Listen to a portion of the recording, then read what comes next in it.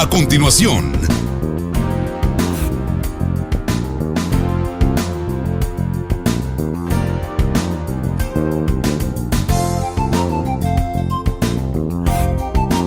TVM, la televisión de los migueleños. El siguiente programa es clasificación C, para mayores de 15 años. Dirección de Espectáculos Públicos, Radio y Televisión. Ministerio de Gobernación.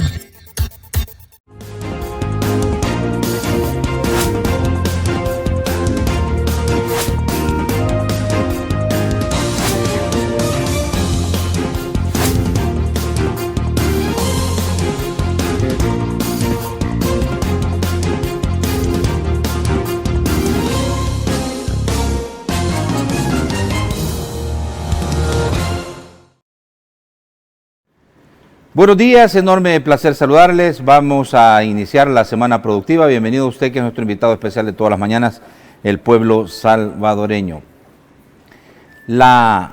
Digamos que la gran interrogante es qué va a ocurrir ahora que el presidente de la República vetó la ley de reconciliación nacional. Esa es la gran interrogante. ¿Y qué es lo que van a hacer los diputados? Tienen un camino, los diputados pueden superar el veto. Necesitan 56 votos, y si no logran los 56 votos, puede ser que esta ley vaya al archivo por 6 meses. Vamos a hablar con representantes de la sociedad civil que han estado muy involucrados en este tema y que por supuesto han visto que la actuación de los diputados no ha sido la más correcta en el sentido de hacer prevalecer los derechos de las víctimas del pasado conflicto armado y que han sido pues protagonistas de violaciones de derechos humanos y graves crímenes considerados de lesa humanidad. Les invito por favor a que analicemos de manera concienzuda, siempre por supuesto abordando una parte, ¿verdad? La otra parte pretendemos esta misma semana abordarla del lado de los diputados. Tenemos confirmado para el próximo jueves que venga el general en calidad de retiro y diputado de la Asamblea Legislativa, Mauricio Ernesto Vargas, junto con otro de los que dieron su voto, de los 44 que dieron su voto para poder aprobar esta ley de reconciliación. Por favor, acompáñenme al Foro TVM a discutir y analizar las cosas como son. Desde los estudios de Televisión Migueleña, en San Salvador, esto es Foro TVM, donde se debaten las cosas como son. ¡Arrancamos! Bien, gracias por estar en nuestra sintonía. Qué gratificante es que se quede con nosotros. Sabemos que son cada día muchísimas más personas que prefieren Foro TVM, porque aquí, por supuesto, siempre nuestro objetivo es buscar discutir y analizar y abordar las cosas como son. También, pues, amén de lo que digan los demás, vea, que aquí abrimos el teléfono, que no sé qué, que no es pura paja, va. Aquí sí lo abrimos, ¿verdad? Así que haga por favor un uso racional de esta herramienta que le permite a usted poder interactuar con nosotros en vivo y en tiempo real. 2263-2608 es el teléfono en el estudio y ya estamos en la transmisión en Facebook Live en la página Noticieros TVM Televisión Migueleña. También comparta por favor el video en vivo, Noticieros TVM Televisión Migueleña, así lo encuentra. Por favor, ahí puede comentar también el video en vivo. Vamos a compartirlo para poder llegar a muchísimas más personas en todo el mundo, porque recuerde que la red social Facebook es la que en El Salvador y en el mundo la más utilizada por la ciudadanía. Y muchos que viven fuera de las fronteras patrias, por supuesto a través de Facebook le dan seguimiento a todos los acontecimientos que están ocurriendo en nuestro país. Bueno, la cuenta de Twitter, @noticierostvm, la televisora, y el programa @forotvm, así de simple y sencillo, ¿verdad? Así que no hay ningún problema para que podamos estar con ustedes interactuando de manera rápida y expedita. Gracias. Bueno, doy la más cordial de las bienvenidas esta mañana. Me da muchísimo gusto para mí poder recibirlo a Ima Girola, es vocera de C Mujer, pero no solo eso, Ima es, por supuesto, representando a C Mujer, una de las organizaciones que firmó y presentó el recurso de inconstitucionalidad que derivó en la declaratoria de la sala, ¿verdad?, de la ilegalidad de la ley de amnistía.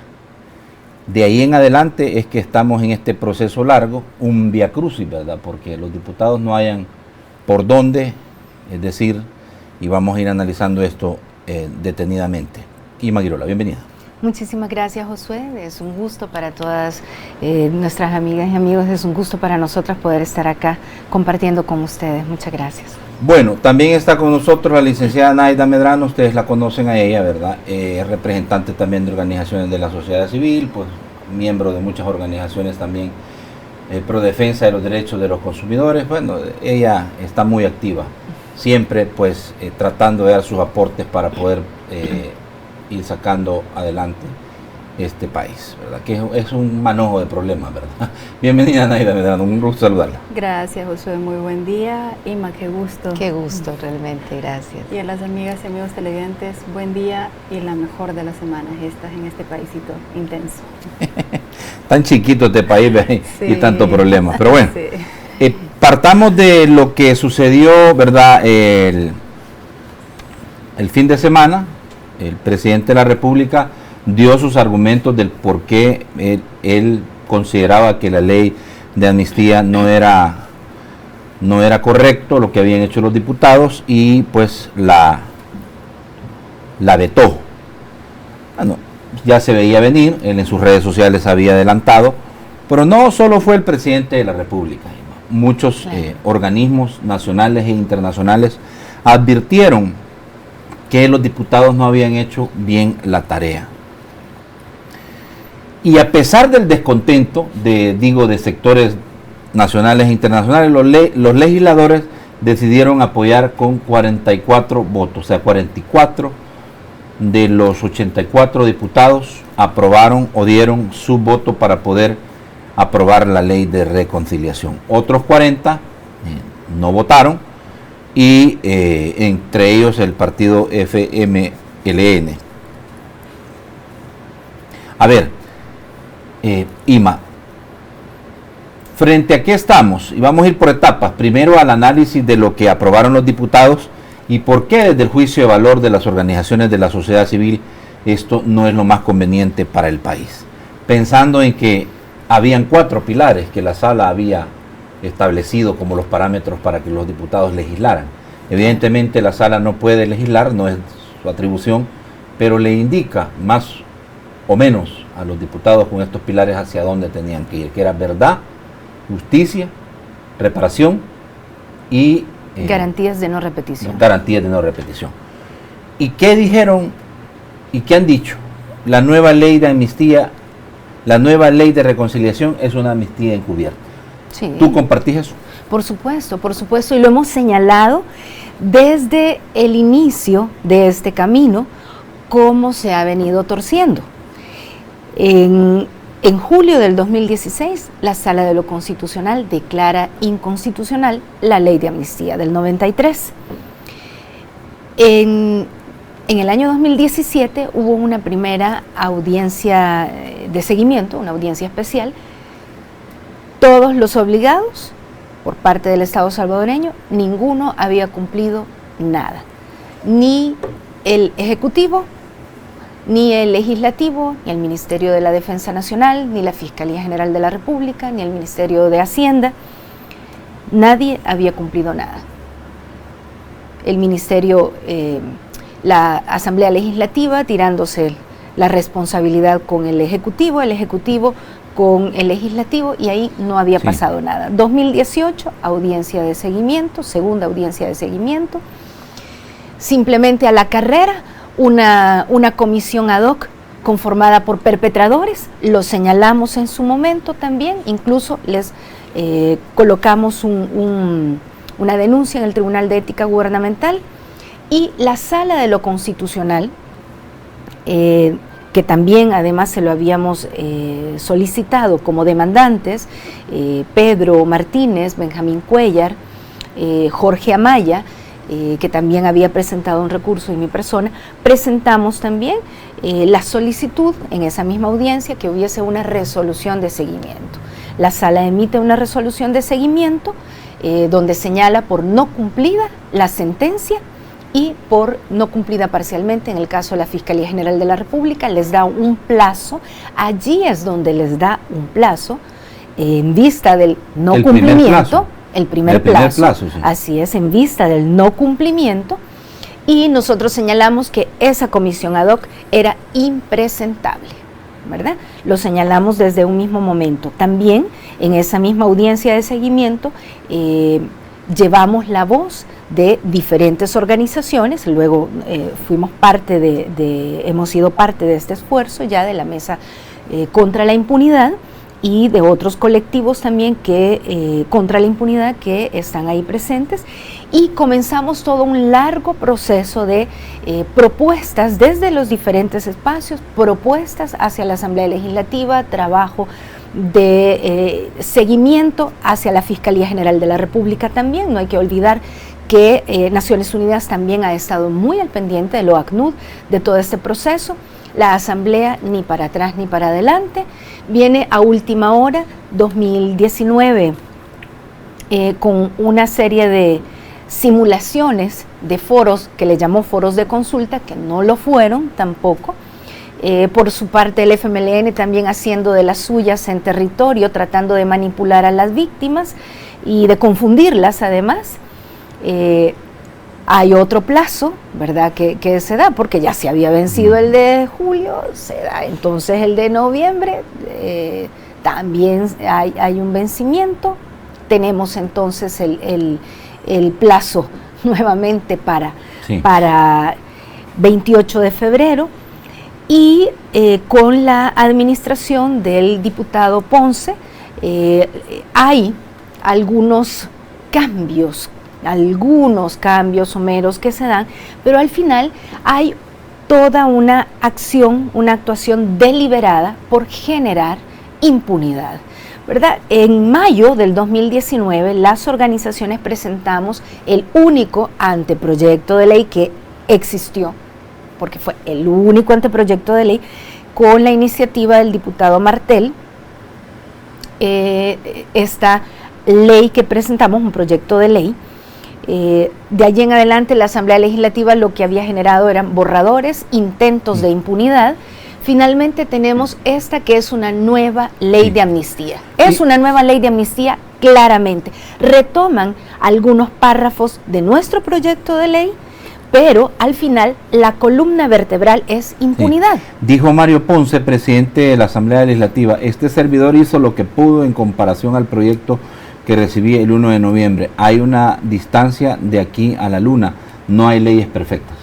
No, aquí es importante decir que es cierto que hay esfuerzos, pero también es cierto que, y no hay que perderse en eso, aquí no se trata de decisiones salomónicas, de vamos a tratar de que todo el mundo quede complacido.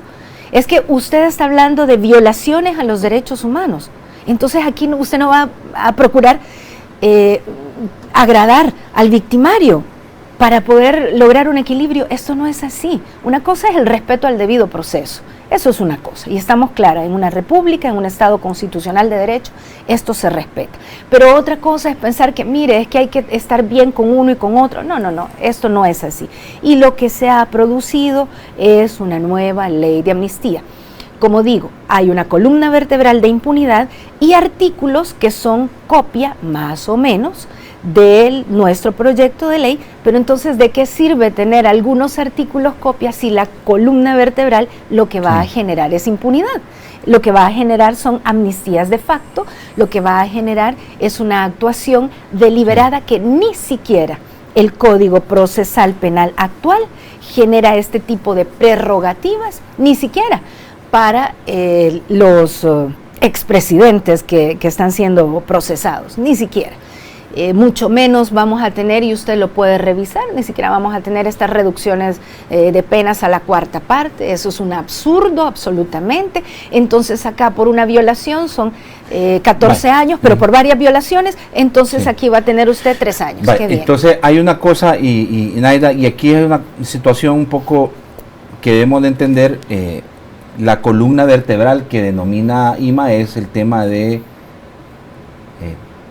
digamos la consecuencia, la pena, porque tú participaste en un hecho que está denominado como crimen y violación a derecho humano y crimen de lesa humanidad, ¿verdad?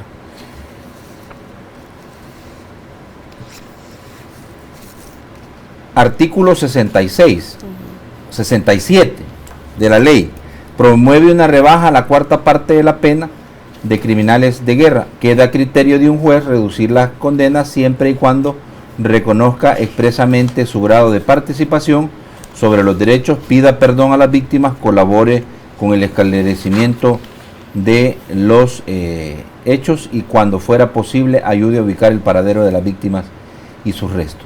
¿Por qué? Porque digamos que este es como el artículo principal, ¿verdad? ¿Por qué es que no les gusta este artículo?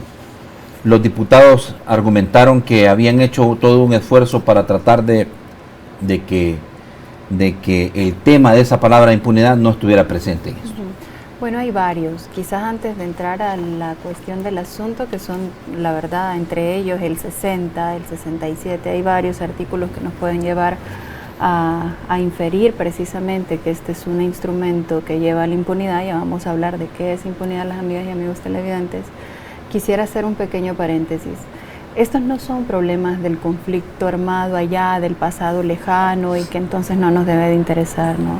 Este no es un problema del pasado que allá quedó porque pasó en la guerra y eso ya no debe de asistirnos, ¿no? Ya no debe de preocuparnos, o por qué nos preocupamos de los problemas del pasado si tantos problemas que tenemos en el presente, que es de las frases que más escuchamos cuando estamos en estos paneles o cuando estamos igual generando todos los procesos de diálogo, incidencia para la verdad, justicia, reparación y garantía de no repetición. Y quizás aquí es importante que la población salvadoreña conozca que ese pasado lo tenemos en los hombros, abuelos y abuelas, padres y madres, hijos e hijas, y ahí intergeneracionalmente. No es verdad que esto no nos marca todavía. Más de alguna amiga o amigo televidente llora todavía a su familiar perdido en el conflicto. Más de algún nieto o nieta ha visto a su papá, a su mamá, a sus abuelos o abuelas todavía generar ese proceso que quizás no se ha hecho ni siquiera el duelo de manera debida, ¿no? Entonces esto nos sigue marcando, aunque tengamos en el discurso que esos son problemas del pasado y que eso no nos debe de preocupar porque tanto problema que hay en la actualidad. De hecho, la impunidad pasada es la impunidad presente. Si usted guarda toda una posibilidad de no permitir el acceso a la justicia de grandes crímenes de lesa humanidad, de grandes violaciones a derechos humanos en aquel entonces, ¿qué podemos decir de este momento? Ahí es donde entendemos, por ejemplo, las penas risibles por grandes acciones de corrupción que han sucedido en la institucionalidad pública. Es ahí donde entendemos un montón de actos que nos llevan también a estar molestos y molestas con actores que actualmente todavía están en la actividad política. Entonces eso es lo que hay que entender. Los problemas del pasado nos asisten en el presente y esto convoca a la familia, ¿no? Dicho esto, para saber que realmente no es algo que está allá lejos, de hecho no lo está, ¿verdad? Sí quisiéramos centrarnos en estos dos artículos, ¿verdad? El 67, que tuvo una leve modificación en torno a su contenido como tal, pero que definitivamente lo que no permite es el acceso a la justicia, que es uno de los pilares fundamentales, no solo en los preceptos internacionales en materia de derecho internacional, ¿verdad?, como tal, sino que también en la búsqueda y el acceso a la justicia en grandes violaciones a derechos humanos. La justicia transicional, en su concepto, es precisamente eso, saber elevarnos y saber caminar poco a poco de estas grandes violaciones a derechos humanos cometidas en periodos determinados para la construcción de democratizaciones, de procesos de democratización, que no democracias. Las democracias tienen mucho tiempo, requieren de mucho tiempo para construirse, pero sí de procesos de democratización. Entonces, en ese entendido, el reconocer una figura que permita la reducción y que además no contiene la misma intención o la misma fuerza del hecho cometido, evidentemente no solo blinda a la persona que ha cometido el hecho en sí, sino que genera todo un espacio en el que no hay posibilidad de acceso a la justicia como tal, es decir, lo reviste de impunidad. La impunidad es eso, es la poca posibilidad de tener acceso a la justicia porque hay protecciones específicas a quienes cometen determinados hechos. Eso es precisamente la impunidad. Por eso es que decimos más de una vez y no nos cansamos de repetirlo. Es una ley disfrazada, es más, ni siquiera disfrazada, descaradamente, que promueve la impunidad una vez más en este país. Las mismas personas que realizaron el instrumento, es decir, quienes formularon la ley, son personas que tienen conflictos de interés. Entonces se ve reflejado precisamente en este artículo, y ya vamos a analizar un poquito más el 60, que tiene que ver con la interposición de un plazo específico, y que eso también trunca la posibilidad de llegar a la justicia. Cuando hablamos, por ejemplo, de un año prorrogable a 6 meses para el proceso de investigación, entonces también estamos cerrando la posibilidad del acceso a la justicia, sabiendo que estos casos son muy, muy particulares, sabiendo que no hemos hecho los duelos del caso, sabiendo que no es sencillo tampoco, no solo el ejercicio de brindar testimonios de estos graves casos y dolorosísimos casos, o sea, realmente relatar el detalle de cada uno de estos casos cometidos es removernos todo y revivirlo una y otra vez, y que definitivamente necesitamos saber cómo tratarlo. Precisamente por esto, entonces, o sea, este artículo 67 es uno de los corazones que definitivamente matan el espíritu de la reconciliación nacional. Mire, usted ha utilizado varios términos, Naida, que tienen que ver con los conceptos que engloba la justicia transicional. Uh-huh. Vaya, porque los diputados o están confundidos o no entienden, o están mal asesorados, ¿verdad? Porque ellos aseguran estar en lo correcto, tomando en consideración los conceptos de justicia transicional, ¿verdad? Y los procesos de justicia transicional se caracterizan por una combinación de estrategias judiciales y no judiciales. Exacto. Tales como la persecución de criminales, la creación de comisiones llamadas de la verdad y otras formas de investigación del pasado violento, la reparación a las víctimas de los daños causados, la preservación de la memoria de las víctimas y la reforma de instituciones tales como las dedicadas a la policía, el ejército, con el firme propósito de prevenir futuras violaciones o abusos.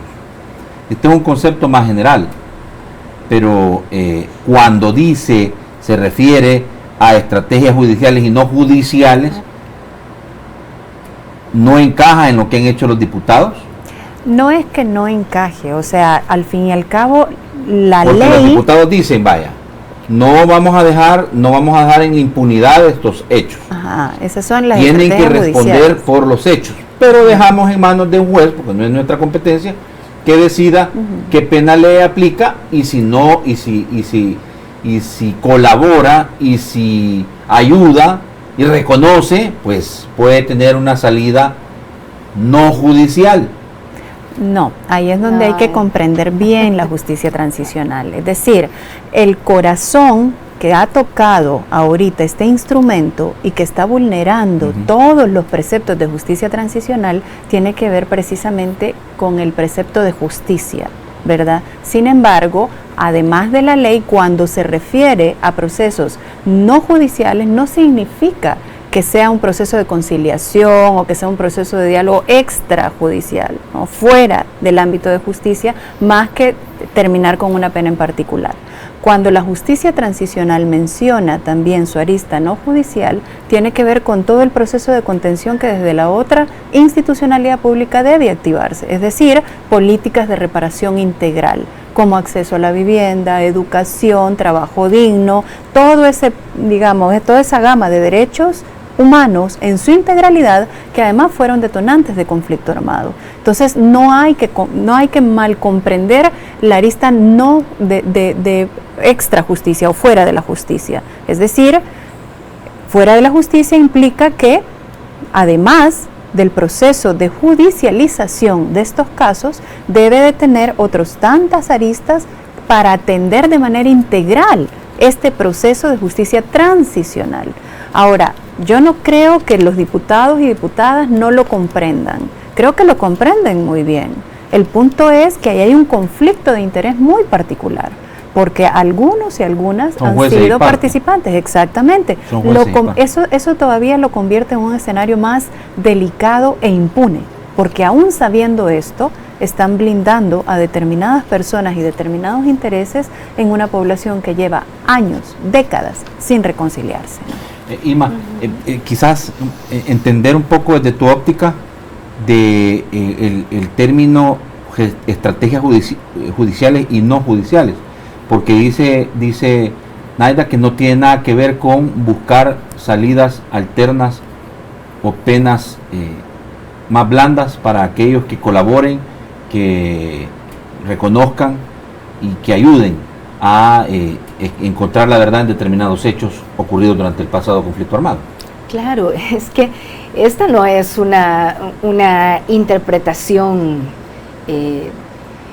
arbitraria propiamente dicha, no, es deliberada, una mala interpretación deliberada para generar los subterfugios necesarios para crear impunidad, lo que han hecho. Es decir, no, mira, aquí está claramente, y ya Naida lo ha señalado también de manera detallada. Lo no judicial se refiere a las políticas públicas, a todo el bagaje de políticas públicas, educativas, de atención psicosocial a las víctimas, pero además de recuperación de la memoria histórica. Además estamos hablando de procesos educativos de la población salvadoreña con respecto a nuestra historia. Estamos hablando además que las garantías de no repetición tienen una clara connotación en relación a la institucionalidad y al fortalecimiento de la institucionalidad democrática y del Estado constitucional de derecho en nuestro país. Es decir, aquí no hay dónde perderse, no hay dónde perderse, y además cuando se habla de justicia, es una sola justicia, pero el componente de transicional tiene que ver con toda esta mirada integral para poder generar las condiciones para ir caminando. También en la parte de la reparación, que no tiene que ver con aspectos materiales, sino aspectos emocionales, aspectos espirituales.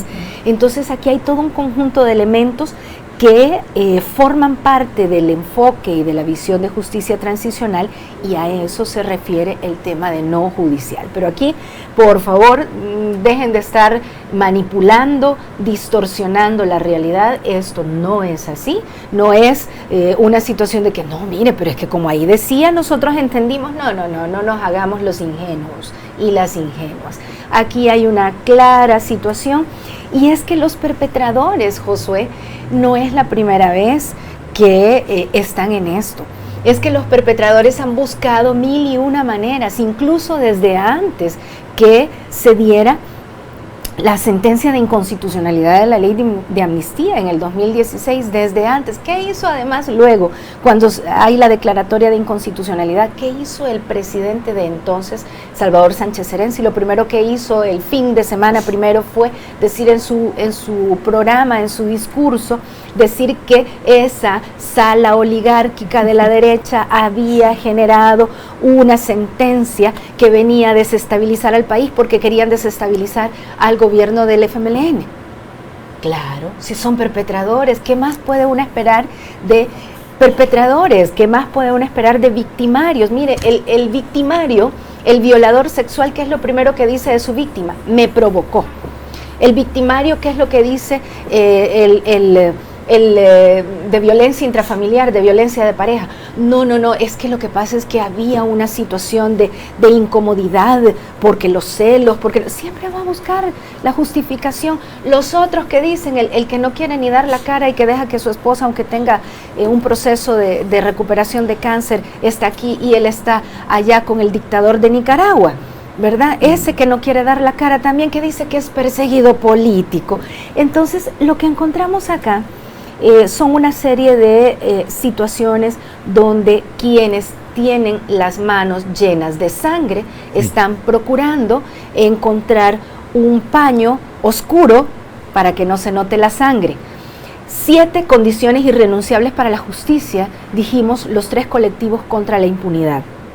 Son inadmisibles cualquier causal de extinción de la responsabilidad penal. Aquí no solamente se trata de un tema de las sanciones, miren ustedes quieren más sanciones, más drásticas, no, es que además estamos hablando que pasa es que ha habido algo que los diputados han querido utilizar en contra de estas organizaciones como la que tú representas, o organizaciones de la sociedad civil, o los colectivos como se denominaron a la hora de plantarse frente a los diputados para lograr que darles insumos para que pudieran encontrar la ruta a la creación de esta nueva ley de reconciliación. Y es que ustedes están más interesados en castigar, en perseguir, en buscar que los que fueron protagonistas del pasado conflicto o que estén involucrados en crímenes o violaciones de los derechos humanos se pudran en la cárcel, dicen. Y evidentemente hay un elemento que no podemos negar. Ustedes están claros, en la Asamblea Legislativa hay una conformación que todavía conecta con el pasado conflicto, con el pasado, porque ahí hay personas que activamente participaron en la guerra y que hoy son diputados, o son asesores, o trabajan dentro de puestos claves de gobierno. Pero es clave, Ima, es primordial que todos los que estén señalados en crímenes de guerra o violación de los derechos humanos vayan a parar a la cárcel. ¿Es eso lo que ustedes han planteado? A ver, primero, esto no es un tema de siento yo, deseo yo, es que eso es lo que yo quiero. No, mire, cuando usted tiene un Estado constitucional de derecho, tiene un marco normativo, y dentro de ese marco normativo tiene un marco penal, un marco sancionatorio que incluye la sanción de la privación de libertad, de la cárcel. Entonces usted ve el homicidio simple y el homicidio agravado. ¿Tiene pena privativa de libertad o no? Señoras, señores, diputados, ¿tiene pena privativa de libertad o no? Entonces ustedes quieren que los homicidas, estoy hablando de los homicidios de ahorita, que los homicidas no vayan a la cárcel. ¿Por qué no aplican esa misma norma entonces acá para los homicidas actuales? Ustedes hablan porque están queriendo aplicar para los homicidas de 500, de 700, de 1000, etcétera. Ustedes hablan que acá, para la desaparición y privación de libertad de una persona, hay una pena privativa de libertad, que es cárcel. Actualmente, ustedes quieren que para todos los desaparecidos, que siguen desaparecidos después de 20, 30 años, no haya eso. Es así como lo están aplicando. Ustedes quieren, tenemos un código penal que establece en su título 4 con respecto a los delitos contra la libertad sexual, la violación sexual, por una violación sexual, por ejemplo, por decir un número, ahorita no tengo acá el código penal, 14 años de prisión, pero entonces ustedes para 50 violaciones sexuales, ustedes dicen, mire, pero es que aquí la cuarta parte, y además usted tiene que hablar con respecto al código penal de aquella época, por ejemplo, el de 1974. Entonces, mire, aquí se rasgan las vestiduras hablando de incrementar las penas para los delitos actuales, pero le quieren bajar no solo la cuarta parte, sino que además la aplicación de la conmutación de la pena, pero además también cuando se trata de personas adultas mayores, pues entonces también otra serie de prerrogativas. Pero cuando usted revisa las medidas, el mismo FMLN ha hecho esto. El FMLN fue el que hizo las medidas extraordinarias, que le llamó medidas extraordinarias, y fue el FMLN el que impulsó que estas medidas extraordinarias en el año 2018 fuesen medidas permanentes a la hora de implementarse una serie de reformas a la legislación penitenciaria. Cuando usted revisa la legislación penitenciaria y ve esas reformas con respecto a las personas privadas de libertad que se encuentran en el sector de mayor peligrosidad, revise usted cómo se aplica la legislación penitenciaria, vea usted cuáles son las cuáles son los beneficios penitenciarios que se van a tener, quiénes pueden llegar a tener esos beneficios penitenciarios. No tiene nada que ver con lo que dice la ley de amnistía que ahorita acaban de aprobar y que el presidente de la República acaba de vetar, pero ojo, el presidente de la República acaba de vetar y se le olvida que no ha abierto los archivos militares, y él es el jefe del ministro de la Defensa Nacional. Entonces, aquí también volvemos a la misma pregunta que le hicimos a Sánchez Serén, ¿verdad? Como presidente en aquel momento. Le preguntamos a Nayib Bukele como presidente actual. Sí. ¿Quién manda entonces con respecto al Ministerio de la Defensa Nacional? ¿Manda su ministro o manda usted, que es el jefe de su ministro? ¿Por qué es que no se han abierto los archivos? Ve que aquí entonces hay una serie de elementos, cada quien quiere tapar su propia situación, ¿verdad? Los diputados la propia, el presidente la propia. Entonces, si tú me preguntas con respecto a que se pudran o no, mire, nadie quiere que se pudran, pero que se cumpla la ley. Y que se cumpla lo que es proporcional a las graves violaciones a derechos humanos. Miren, me tengo que ir a la pausa, porque están ya rato diciéndome.